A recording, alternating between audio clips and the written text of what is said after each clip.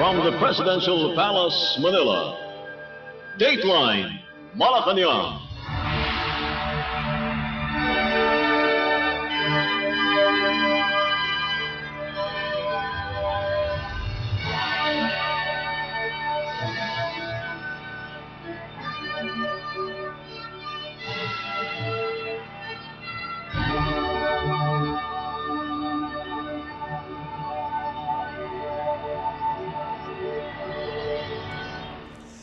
Good day.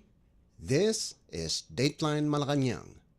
Philippine President Ferdinand R. Marcos Jr. over the weekend vowed to expand job fairs nationwide to create more employment opportunities, particularly for beneficiaries of the Pantawid Pamilyang Pilipino Program or 4Ps and the Tulong Panghanapbuhay sa Ating Disadvantaged and or Displaced Workers or TUPAD program.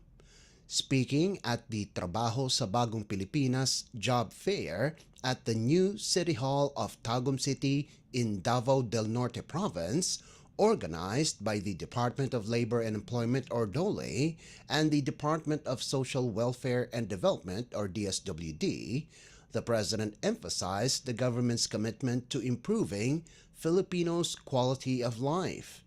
President Marcos said, the national government is working closely with local government units or LGUs to ensure the success of job fairs. TUPAD is an emergency employment program for a limited period, while the 4Ps program aids indigent households with financial assistance for educational and health purposes. Ito ay bilang pagtupad sa aming mandato at sa aming pangako na itaas ang antas ng pamumuhay ng bawat pamilyang Pilipino, lalong-lalo na sa ating mga benepisyaryo ng 4Ps at saka ng TUPAD.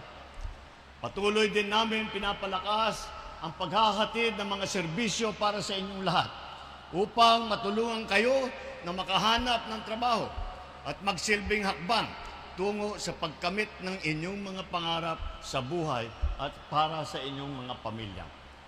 Hindi lang bastang pagbibigay ng trabaho, ginagawa rin natin ang tinatawag na matching.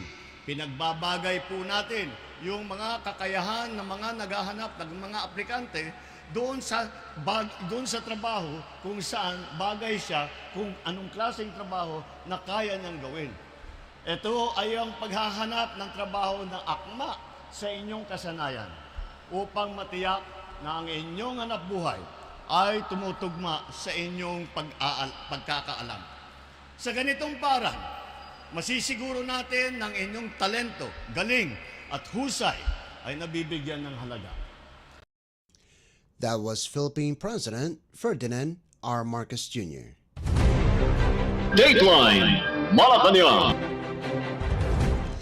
In other news, the Armed Forces of the Philippines, or AFP, on Sunday said that it strengthened defense ties with its German counterpart following high-level discussions by ranking officials in Munich. In a social media post, the AFP said its Chief of Staff, General Romeo Bronner Jr., and Germany Armed Forces, or Bundeswehr Chief of Defense, General Carsten Breuer, reinforced their commitment to closer military cooperation during a meeting at the Munich Security Conference.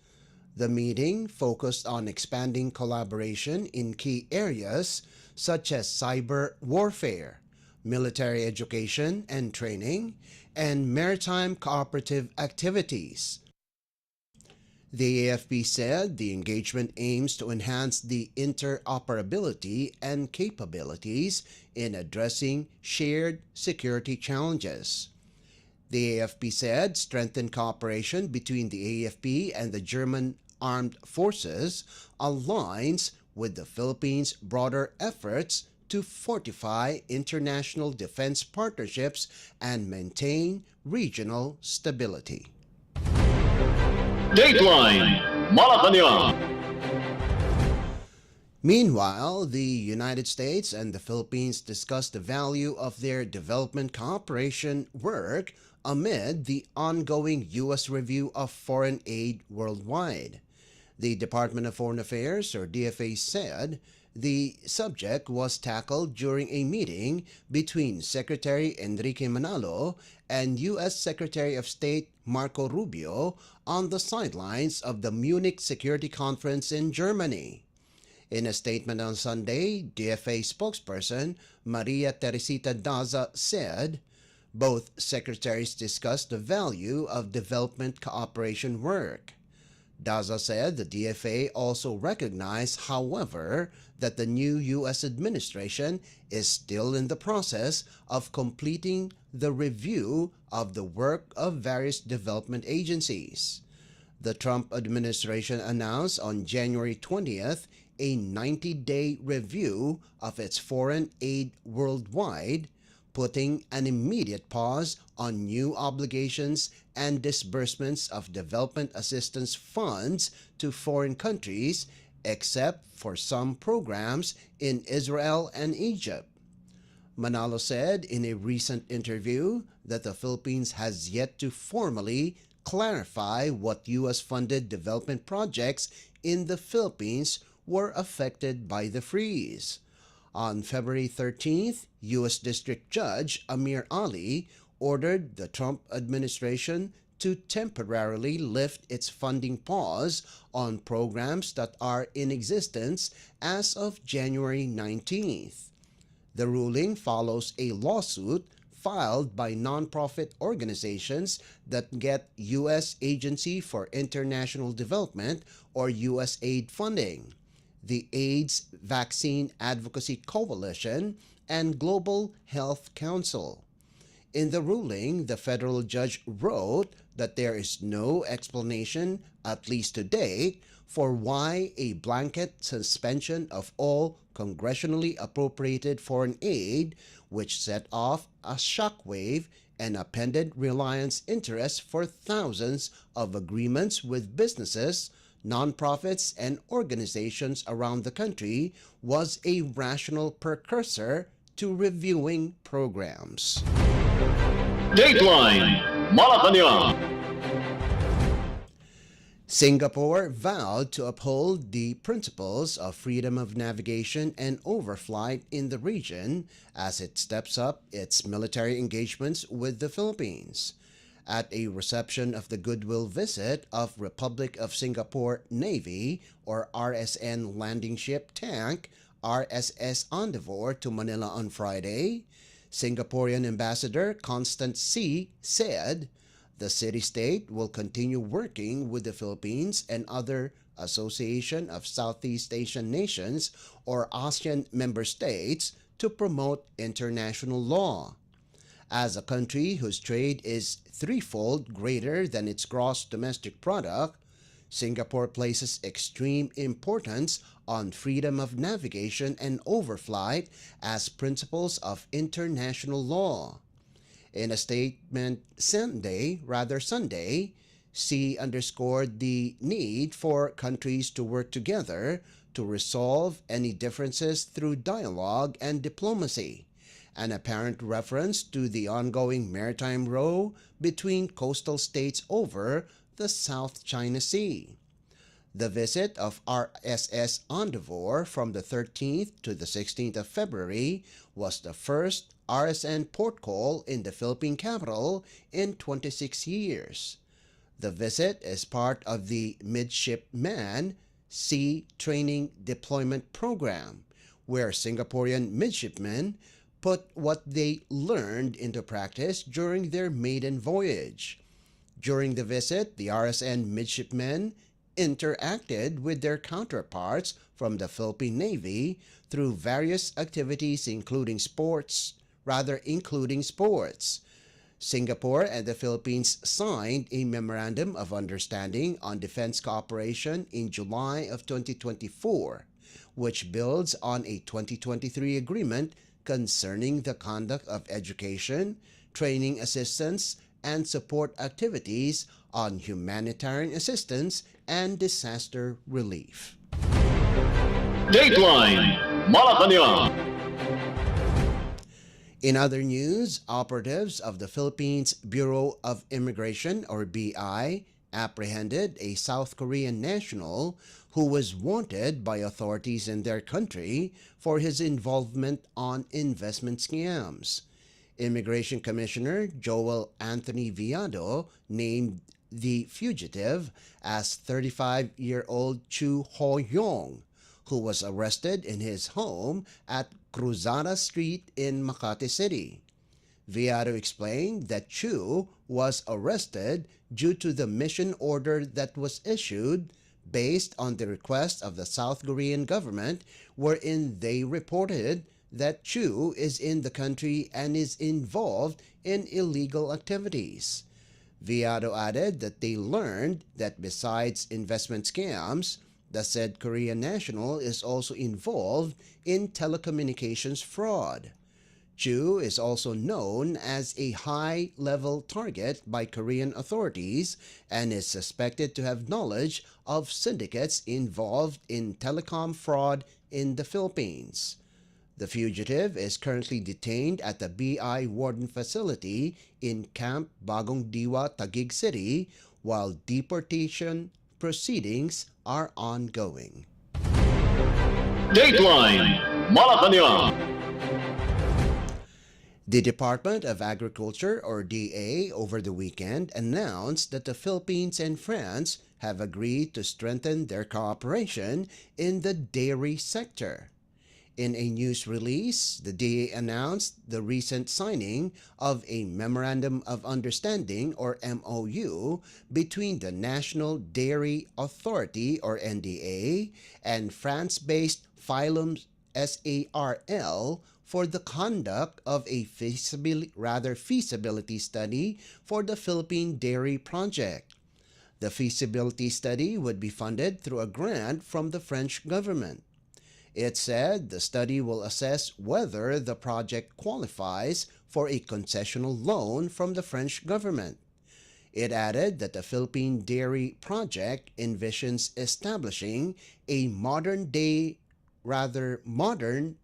farm in Ubay, Bohol Province with the capacity to care for more than 300 cows for milk production. The dairy farm will have a facility capable of processing up to 10 metric tons of raw milk daily. The DA said the deal would facilitate the establishment of milk collection centers and milk processing facilities in select areas nationwide. Phylum SARL is a French company specializing in food, animal health, and welfare. To date, the Philippines' milk sufficiency is just 1.66%. The DA said the NDA is eyeing 5% or 80 million liters of milk by 2028. The MOU was signed by Agriculture Secretary Francisco Chu Laurel Jr., representing the NDA, and Phylum SARL Managing Partner Francois Gary on January 22nd. Dateline Malacañang. And finally, the Quezon City government declared a dengue outbreak on Saturday after cases skyrocketed by 200% from January 1st to February 14th. In a press briefing, Mayor Joy Belmonte said the city government has already mobilized all available resources to curb the outbreak, ensure services are accessible, and protect its residents, particularly children, from the disease. Data from the city's Epidemiology and Surveillance Division showed that 1,769 dengue cases were reported between January 1st and February 14th, a nearly 200% increase in cases compared to the same period last year. Belmonte said 58% of the reported cases involved school-aged children 5 to 17 years old, while 44% were children aged 1 and 10. 10 residents, 8 of them minors, have died from the disease. Belmonte appealed to parents to protect their children from the disease. To strengthen early detection and treatment, she has directed all 66 health centers in the city to operate daily, including weekends from 8 in the morning until 5 in the afternoon. Fever express lanes have also been established in health centers and hospitals to provide swift medical attention to those showing dengue symptoms. Village spraying teams will conduct fogging operations in high-risk areas under the supervision of sanitary inspectors. Larviciding is also being carried out in water bodies to eliminate mosquito breeding sites. Residents are advised to take preventive measures, including using mosquito repellents, wearing protective clothing, and eliminating stagnant water from containers, tires, and drainage systems. Dateline Malacañang. Before we conclude our program, Radyo Pilipinas World Service of the Presidential Broadcast Service is heard over the following shortwave frequencies: 9.475 MHz, 15.640 MHz, and 17.820 MHz. You can also visit our Facebook page and YouTube channel at Radyo Pilipinas World Service. You will be able to hear and view our Filipino and English programs, including news updates here in the Philippines. Kindly subscribe, like, and share our post as well. And that concludes this edition of Dateline Malacañang. For Radyo Pilipinas World Service, this is Leo Magpayo. Good day and stay safe. From the Presidential Palace, Manila, Dateline Malacañang.